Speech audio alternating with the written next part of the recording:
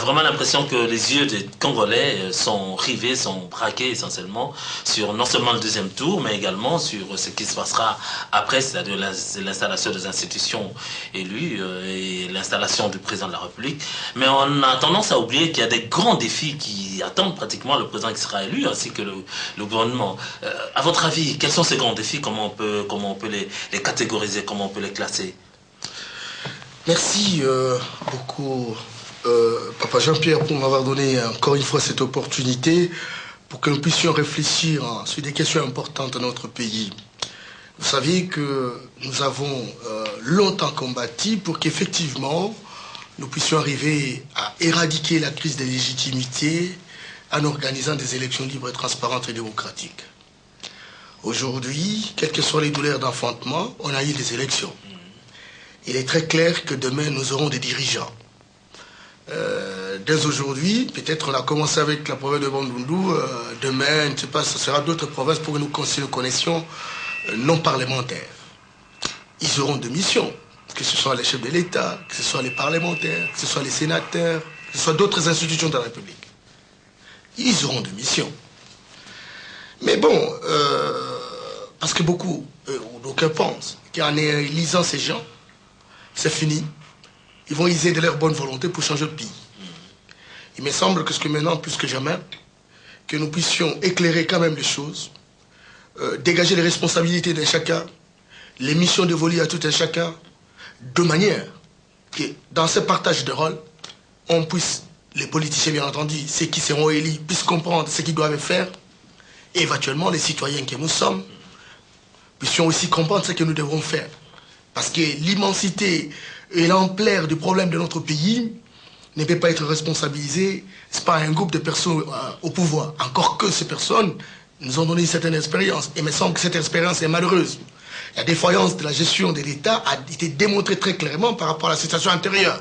Nous ne pouvons plus revenir par rapport à ça. C'est comme ça que je voudrais profiter de cette opportunité pour commencer d'abord avec les défis politiques. Commençons par là. Il faut vraiment que l'on puisse gouverner autrement. Parce que la politique, c'est l'art de gouverner. Et cet art doit aider ceux qui vont arriver de faire autrement les choses. Pour qu'on ne revienne pas par le passé comme on l'a fait. Parce que, croyez-moi, si par le passé nous avons eu des dirigeants, si par le passé nous avons eu des célèbres ministres, il faut dire que ces ministres, pour la plupart des cas, étaient choisis, en tout cas non pas par notre peuple, mais plus par l'extérieur. Et vous savez que nous sommes un État patrimonial. Et cet État patrimonial est basé sur le recrutement des citoyens locaux au service de puissants d'argent. Et lorsque vous vous révélez comme un bon coopérant avec l'extérieur, vous avez la possibilité d'arriver au pouvoir. Encore que vous puissiez montrer votre capacité de mobilisation pour drainer tous les réseaux autour de vous, de manière à sauvegarder les intérêts de l'extérieur. C'est comme ça que vous avez vu, on a fonctionné par le passé dans une sorte de mendicité internationale. Tous les grands ouvrages, toutes les grandes réalisations ont été des réalisations des ouvrages réalisés avec les capitaux étrangers. Et nous n'avons pas beaucoup profité. La preuve, c'est qu'aujourd'hui, nous avons une dette extérieure de plus de 14 milliards de dollars, même s'il y a allègement. Il y a eu allègement. Il y a eu allègement, ça veut dire. Mais je dois vous assurer qu'aujourd'hui, il est très clair que notre peuple croupit dans la misère la plus absolue. Il faut donc, sur le plan politique, au lieu que nous ayons des dirigeants qui sont au service de puissants d'argent, ou que des dirigeants qui sont habitués à la mendicité internationale, il faudrait que nous ayons des dirigeants qui savent évaluer nos possibilités, nos potentialités locales, qui savent générer des ressources internes et qui savent demander la solidarité internationale pour suppléer aux efforts locaux. C'est très important. Et ces dirigeants doivent avoir un profil par rapport à l'ampleur de la situation. Justement, est-ce que là, ça ne se pose pas aussi un problème? Parce que lorsque nous regardons même, je dirais, le panorama même de tous ces députés qui ont posé leur candidature, on se rend compte qu'il y a même beaucoup qui ne connaissent même pas pourquoi ils sont là-bas. Il y a beaucoup qui ne savent même pas pourquoi qu'est-ce qu'un député, quel est son rôle. On a vu des députés promettre même de créer des routes pour les provinces, d'installer des écoles, d'installer des hôpitaux pour les provinces. Est-ce quelque part, on n'a pas aussi un problème d'hommes? Oui, mais on a un problème d'hommes. Nous avons connu un système colonial avec toutes les méthodes que vous connaissez. Et je vous ai dit que les récrits, pour la plupart, sont des héritiers de la colonisation. Ils ont été formés comme des commis, non générateurs des idées révolutionnaires, des idées qui permettent au pays d'avancer, des idées qui se permettent au pays de retrouver son identité, les idées qui permettent au pays de maîtriser son environnement, les idées qui se permettent au pays de combattre la dépendance, les idées qui permettent au pays de combattre l'exploitation, les idées qui permettent au pays de lutter contre l'aliénation mentale. Nous n'avons pas ces hommes-là. Les caractères rares que nous avons vus, Lumumba, il est mort trop tôt. Il n'a pas pu utiliser même son programme. Et vous savez, Laurent Kabila en a tenté. Vous connaissez le résultat. Les quelques rares, les opposants que nous avons, qui peuvent avoir une emprise sur l'opinion, qui peuvent relever le défi, bien qu'ayant le profil, on ne peut pas lui donner l'occasion. Nous connaissons, c'est ça que ça fonctionne. Écoute, beaucoup se sont investis cette fois-ci de pouvoir faire poser leur candidature. Ça relève de la gestion d'une valeur qui est la liberté. Tout et chacun a cette liberté. Tout et chacun a des devoirs lui reconnus, a les droits lui reconnus. C'est tout à fait normal. Mais il faut se poser la question, au grand mot, grand remède.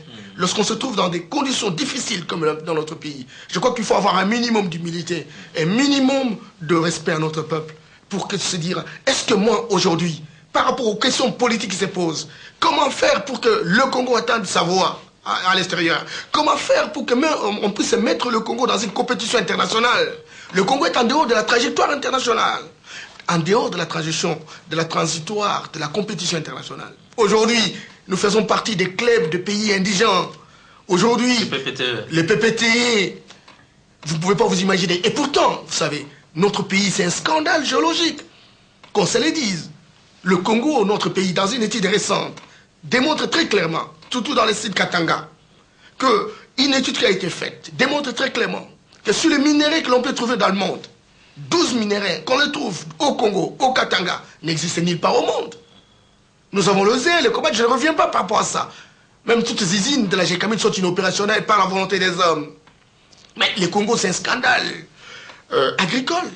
Vous savez que 80 millions, nous avons 80 millions d'hectares de terres arables.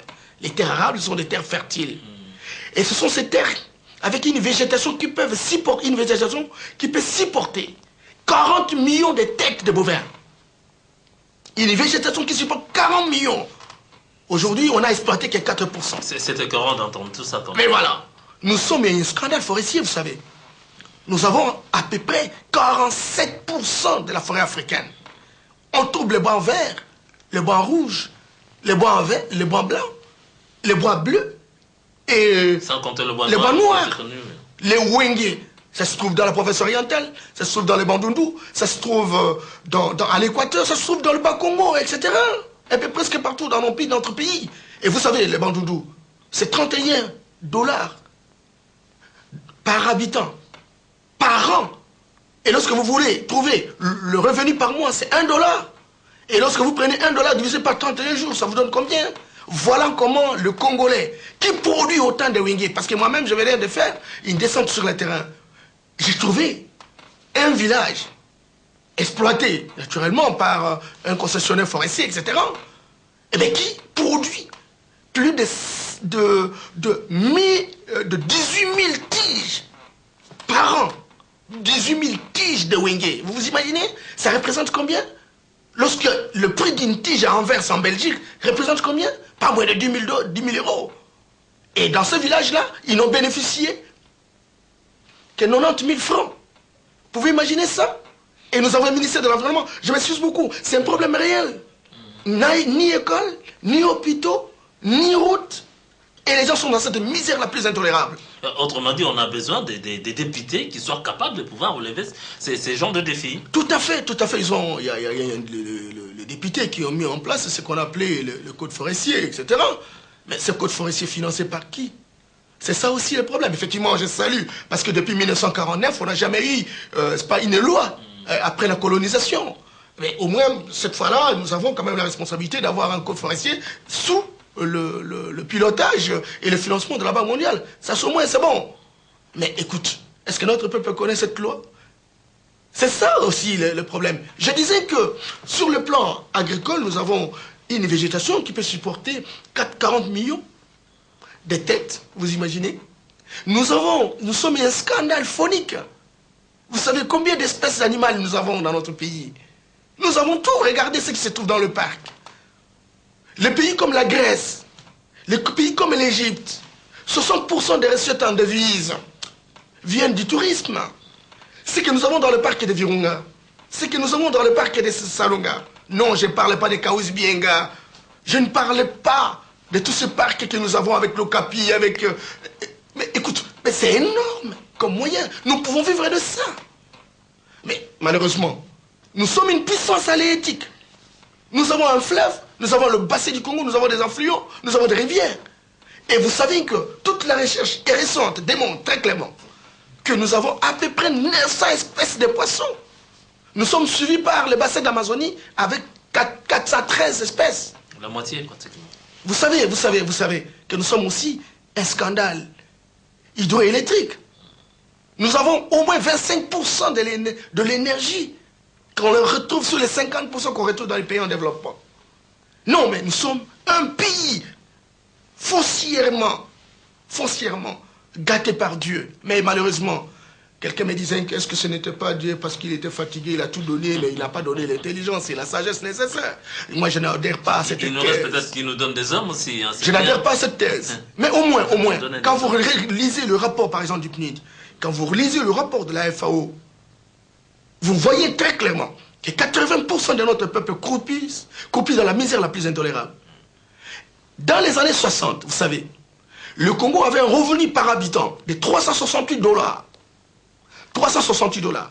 Il avait le même niveau que le Canada et l'Afrique du Sud. Aujourd'hui, le Canada trône parmi les G8, les pays les plus industrialisés, les plus développés, les plus riches. L'Afrique du Sud est un pays développé. Et le Congo, notre pays, lui, il est en train de fêter à l'intercontinental lorsqu'il est accepté comme pays indigent. Les PPTE que vous avez dit là, c'est regrettable. Tout cela simplement parce qu'on a mis en place un système de mendicité internationale, un système basé sur la prédation. Et ce sont des défis qu'il faut relever. Quel leadership exemplaire peut pouvoir amener, peut pouvoir bouger notre pays? On ne voudrait pas qu'on crée la guerre avec l'extérieur. Non, parce que les pays comme la Chine, le pays comme l'Indonésie, le pays comme le pays latino-américain, etc., aujourd'hui, sont en train d'avancer. Ils comptent parmi les nouveaux pays industrialisés. Ils n'ont pas créé la guerre, mais c'est un système d'organisation, un système d'ambition. Ça, il faut les avoir. Mais est-ce qu'on peut avoir avec le profil d'hommes politiques que nous avons des gens qui changent à chaque minute des partis politiques? Ça, c'est un problème. Et là, j'interpelle la classe politique congolaise. Vous vous êtes déclaré libéral. Et vous allez dans la social-démocratie. Le même jour. Non, c'est pas correct, Papa Jean-Pierre. Et je vous dis que, sincèrement, nous avons des grands défis. Aujourd'hui, regardez, le NEPAD. Oui, le NEPAD. C'est une grande organisation. C'est un programme, d'ailleurs, c'est un programme pour l'Afrique, basé sur des projets intégrateurs. Le Congo doit montrer de quoi il est capable, en amenant des projets qui permettent, encore qu'aujourd'hui, lorsque vous réalisez sur Internet, vous trouvez une série de projets. Mais apparemment, il n'y a pas le projet du Congo à l'intérieur. Il est concerné, mais il n'a pas été initié. Parce que, vous savez, même les routes, lorsqu'on arrange une route ici, si c'est l'Union européenne qui finance, vous n'allez pas me dire que ce projet a été... Non, on travaille en collaboration, l'Union européenne prend position, prend l'initiative et dit, écoutez, il faut arranger la route. Parce que comme la route est d'intérêt de Kinshasa jusqu'à Bas-Congo, on ne va pas dire, écoutez, que le gouvernement a réfléchi avec l'argent généré par les services de contribution des douanes, encore que là, la corruption bat son plein, etc.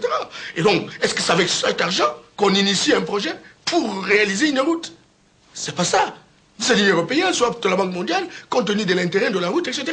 Ils prennent l'initiative. C'est ça. Allons-nous continuer à pouvoir relever? Je suivais ce jeune homme-là, qui disait que, bon, un pays en dimension continentale, voilà, nous sommes toujours dans les feuilleries de mots. Quelqu'un va vous dire que c'est un scandale, je l'ai dit tout à l'heure. Ça, ce sont des potentialités, ça c'est évident. Mais écoute, allons-nous, par rapport à ces potentialités, comment les transformer, comment les modéliser, comment les humaniser? Et il faut un profil du personnel. Oui, oui. Puisque nous parlons des hommes, M. Norbert Yamayamba, là on va entrer un peu parce qu'on est entré même dans l'espace africain, mais j'aimerais que nous puissions un peu y rester aussi. Comment faire pour que ce pays, la RDC, redevienne une nation et qui soit respecté par les autres nations. Au niveau d'abord, commençons au niveau continental. Comment faire que la RDC soit une nation qui soit respectée au niveau de l'Afrique centrale?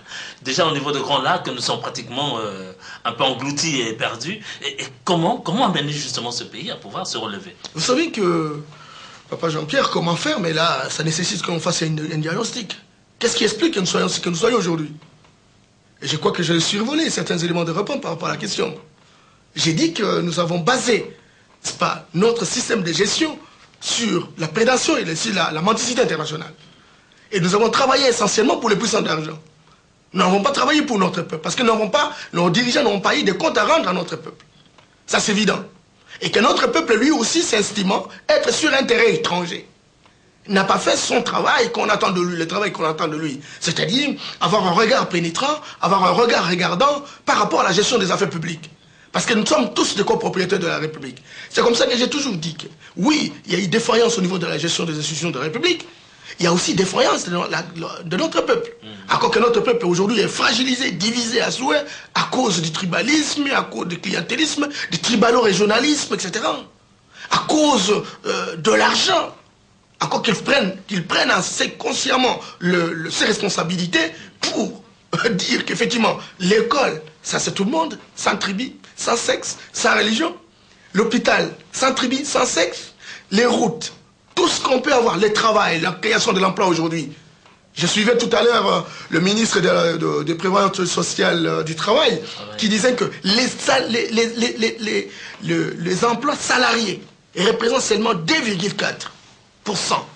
Vous imaginez? Pour un pays, nous avons trop de chômeurs de luxe, nous avons des chômeurs déguisés, nous avons des chômeurs cachés. Et toute une armée de chômeurs qui est une crise en incubation. C'est très grave. Heureusement qu'ils ont les chiffres. Mais alors, s'il y a 2,4% de ce que représente l'emploi salarié, et en forcerie les 97,6% qui restent, parce qu'effectivement, il y a 41% des travailleurs agricoles, il y a 35% de l'économie, de ceux qui sont dans l'économie informelle, etc. Ok. Mais que fait le gouvernement par rapport à tous ces chiffres? Comment faire? Encore que même lorsqu'on vous dit que les travaux salariés se représentent 2,4, ce sont des moyens de statistiques. Combien on paye? Parce que nous savons que chez nous, on a inversé les valeurs. Tous les pays du monde ont commencé par la révolution agricole ou la révolution verte. Effectivement, il y a une littérature actuelle qui démontre que même la révolution verte a connu un peu trop de douleurs d'enfantement. On n'y revient pas. Mais au moins, en termes d'affectation, par rapport au système, aux règles d'échelle de valeurs qu'on doit pouvoir prendre en compte. Les gens ont commencé par l'agriculture. Mais chez nous, pose la question, quel est le budget accordé à l'agriculture aujourd'hui? Et même qu'on n'a même pas, si on regarde les différents projets de société qui ont été présentés par les différents candidats... Les gens vous disent, on va acheter des tracteurs, oui. On va faire la mécanisation. Attention, messieurs, on va construire des routes, des autoroutes. Vous savez ce que c'est 1 km d'autoroute? Parce qu'il y a le route macadamisée, ordinaire, et l'autoroute. Une route macadamisée, ordinaire, ça représente $1 million. Et vous parlez d'une autoroute, ça représente combien? Et vous parlez d'autoroute pour ce pays? Et vous avez quel argent? Vous tirez ça d'où? Non, papa Jean-Pierre. Et pour quelle utilité? Et pour quelle utilité? Pour quelle utilité? Aujourd'hui, moi j'étais au village. J'étais au village. On a besoin de routes de dessert agricole. On a besoin de bretelles qui réunissent le village, etc. Ces routes-là ne sont pas encore fonctionnelles. Vous allez promettre l'électricité, qui vous demande énormément d'argent. Parce que Kimbassé Kessel, pour qu'on mette cette station de transformation électrique, il faut $5 millions. Alors si vous promettez l'électricité sur l'ensemble du territoire, au moment où les gens ont besoin du pétrole, il n'y a pas de pétrole. Où est-ce que vous allez avoir autant d'argent que vous allez pouvoir délocaliser, décentraliser tous ces investissements? Ça montre que le personnel politique de notre pays n'a pas la photographie de la situation de notre pays, n'a pas fait un diagnostic réel, ne connaît pas de pré-initiaux. Parce qu'avant de proposer quelque chose, il faut avoir la situation réelle. Je vous ai donné des chiffres ici. Et encore qu'on mène des études. Et les universités existent, mais ces universités ne sont pas fonctionnelles. Les quelques rares revendications de professeurs, c'est un peu le salaire. Un peu le salaire. Et pourtant, je vis en Belgique comme en France. Il y a des professeurs de renommée. Ils sont dans les universités. Le gouvernement de la République, par rapport au secteur de l'environnement, il a besoin de la photographie de ce secteur. Par rapport au secteur de l'agriculture, il a besoin de la photographie. Et il y a des chercheurs, il y a des agronomes, des professeurs spécialisés sur les questions agricoles, des professeurs spécialisés sur les questions environnement. Ils font des études, ils donnent au gouvernement, et ça devient une matière qui permet au gouvernement de pouvoir prendre des décisions. Nos universités ne fonctionnent pas dans ce sens, et vous pouvez trouver même un professeur qui a 1 million de subventions juste pour mener une étude, maintenant dans nos universités. C'est comme ça que tous nos professeurs se déversent dans la politique, parce que c'est là qu'il y a le bitin et les beefsteaks. Vous voyez? Et donc, le gouvernement de la République croit qu'en donnant 1 million à un professeur pour faire une étude, il perd, parce qu'ils ne lisent même pas les documents, les rapports que nous mettons en place. Ça, c'est un problème. Et ça, c'est un problème de culture. Ça, c'est un problème d'engagement et de sens de responsabilité. Ça, c'est un problème de la configuration du millénaire que nous avons. Nous sommes dans un modèle, n'est-ce pas, mis en place dans une vision globale, globalisante. Vous voyez? Et il faut suivre ces modèles-là. Mais ils ont été, pour la plupart des cas, des agents de publicité des modes européennes ou des modes occidentales. Mais qu'est-ce qui explique qu'au lieu de tricher, je dirais même tricher, non, j'allais dire domestiquer un peu ces modèles, se référer, pourquoi pas? Eh bien, on ne le fait pas. Mais on a longtemps travaillé pour les Occidentaux, pourquoi ne pas profiter de leur intelligence? Vous savez, j'avais un ami, lorsqu'on était à l'université d'Anvers, il me disait, c'était un Ivoirien, il dit, Norbert, vous savez, après le recul, je ne veux vraiment pas beaucoup m'attaquer à Houphouët-Boigny. Moi, je dis pourquoi? Il dit, Boigny, à son temps, il avait recruté plus de 30% des étrangers. Et pour la plupart des Français, etc., des Occidentaux. Et il est nommé comme des responsables des institutions, des entreprises, etc. Et il disait à ses compatriotes qu'il faut travailler avec ces gens, il faut toucher leur intelligence, il faut prendre leur sagesse, il faut prendre leur modèle de gérer, etc. Et on comprend maintenant que lorsque ces Occidentaux sont partis, ils sont restés maîtres d'eux-mêmes. Et ils ont appris pas mal de choses. C'est une stratégie. Encore qu'il faut, pour l'utiliser, il faut avoir une vision. Il faut avoir des qualités de leadership conséquentes. Alors, M. Norbert, là, on se rend quand même compte que le problème d'homme, c'est un problème réel, c'est un problème magistral. Mais alors, nous avons un pays, et dans ce pays, il faut qu'il y ait un meneur d'hommes. Alors, quel type de meneur d'hommes le pays a besoin pour pouvoir se relever? Restons un peu dans l'aspect politique. Oui. Au niveau de l'aspect politique, vous avez compris l'ampleur, papa. Je vous ai dit que le Congo, est gâté. Le Congo a des richesses, non, des potentiels et richesses. Ce ne sont pas des richesses, parce qu'il faut différencier les potentialités et les possibilités. Sinon, on ne peut pas recourir à 53% du budget financé par l'extérieur. Encore que ce sont des statistiques, vous savez. On vous dit que 53%, mais on présente les 47% que ça va venir sur le plan interne, et pourtant ça ne vient même pas. Juste pour tromper la vigilance des bailleurs de fonds, pour dire, écoutez, voilà, nous sommes à même de rapporter 47%. Et même si on amène 47%, parce que ça vient de chez nous, etc., ce sont des moyennes statistiques, c'est généralement entré dans les poches, parce que quand vous regardez le nombre d'immeubles qui poussent, même pour des agents des institutions spécialisées, comme douane, contribution, etc., il faut contrôler ça, vous allez voir, que l'argent ne rentre pas dans le trésor public. Donc, on peut faire des prévisions, mais etc., mais bon, ça n'entre pas. Bon, ce n'est pas l'autre débat. Mais on va y revenir parce qu'on va parler de la bonne gouvernance. Tout à fait, et tout à fait. Donc, le profil d'homme que nous avons aujourd'hui, c'est quelqu'un qui est capable d'abord d'aimer son pays, d'avoir le courage de perdre les intérêts, de se sacrifier pour le pays, pas pour créer des conflits avec l'Occident, parce que nous avons besoin d'une bouffée d'oxygène occidental, nous avons besoin de la solidarité internationale. Et aujourd'hui, nous avons besoin d'un plan Marshall, parce que nous sommes allés très loin. Les fossés sont très profonds. Nous avons besoin de la solidarité. Mais quelqu'un qui soit en mesure de négocier, de faire un partenariat équilibré. Et ça, c'est important. Et non seulement le partenariat équilibré, mais qui a une vision claire sur l'ensemble des secteurs de la vie nationale. Qui a un mot à dire sur les différents secteurs, des différents ministères. Qui a la capacité managériale de drainer tous ces différents secteurs autour de lui et de faire des orientations appropriées, correspondantes. On a besoin de quelqu'un qui a l'immunité, mais qui est toujours à l'écoute, et qui sait réagir, et qui sait profiter de tout ce qu'on lui dit, pour systématiser, rationaliser, et rendre opérationnel.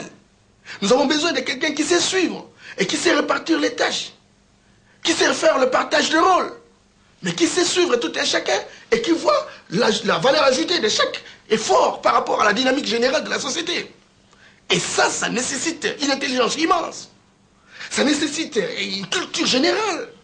Ça nécessite une connaissance interne et externe de la gestion planétaire. C'est important. Ça nécessite effectivement que l'on maîtrise également les tenants et les aboutissants, parce que, sincèrement, J'aurais souhaité, quand vous invitez, ne serait-ce qu'un ministre, on ne sait pas qui ici, pose-lui la question. Nous savons combien de territoires dans notre pays.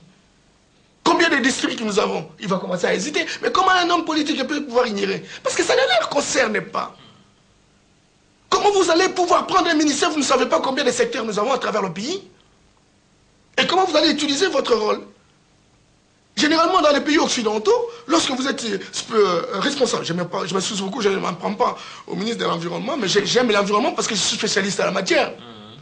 Mais écoute, mais vous êtes dans un parti politique, vous connaissez ce qui représente le domaine de l'environnement, vous connaissez, vous avez toutes les statistiques, vous savez ce qui se passe, vous avez la photographie du secteur. Dans les partis politiques, le jour où le gouvernement, le parti politique gagne les élections, à ce moment-là, on vous donne le poste. Et vous essayez pratiquement d'appliquer, parce que vous avez toutes les données nécessaires pour rendre performant le ministère. Mais chez nous, quelqu'un qui prend le train en cours de route, on le bombarde de tel ministère, on lui fait quitter tel ministère pour un autre ministère. C'est cela, papa. Et qu'est-ce que vous pouvez entendre devant des gens qui prennent le train en cours de route comme ça? Il n'a ni expérience, il n'a jamais travaillé dans ce domaine, etc. Et même quand il travaille, il n'y a pas de critères d'appréciation. Il n'y a pas de critères d'évaluation.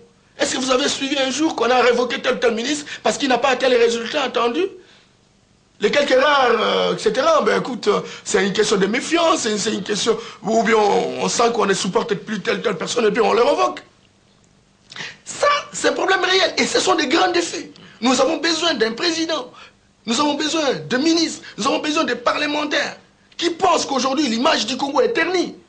Quelles que soient ces possibilités. Vous savez, généralement, quand j'entends les Occidentaux venir chez nous, ils tiennent un discours courtois, un scandale, ceci, un compliment d'amitié, etc. Mais il faut voir quelle est leur opinion. L'opinion qu'ils ont de notre pays. La preuve, c'est qu'il faut aller, juste comme Congolais, clandestin, et vous allez vivre ce que cela représente. Non, papa Jean-Pierre. Moi, j'ai été recruté une fois consultant. Je me dis bien dans un service de l'Union européenne pour travailler en Afrique. Et ça, c'était à Bruxelles. J'arrive dans un bureau, il y a quelqu'un qui s'occupait du Congo, et il y avait du bordel partout, papa. Et des papiers par-ci, par-là, désordonnés, etc. Et il lui dit, eh bien, monsieur Yamba, il y a du bordel, je suis contaminé par le Congo, quoi. Oh là là. Le fait d'avoir été le fait qu'on lui ait confié la responsabilité pour travailler pour le Congo, il est contaminé par les désordres congolais. Ça, c'est une insulte, ça. Ah ben voilà.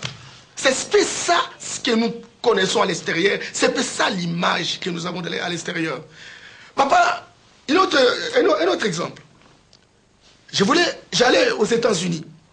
Et j'arrive à l'ambassade américaine, toujours à Bruxelles. J'ai dit, je vais y aller. On m'a dit, non, il fallait payer 54 € à la poste. Je suis allé avec des amis sénégalais. J'avais besoin d'un visa de 10 ans, entrée et sortie. Et je paye le 54, je reviens avec mes collègues. Et on dit, non, vous aurez le visa. Mais, monsieur Yamba. Et là, j'étais reconnu comme consultant agréé. Et on me dit, non, monsieur Yamba, paye encore 200.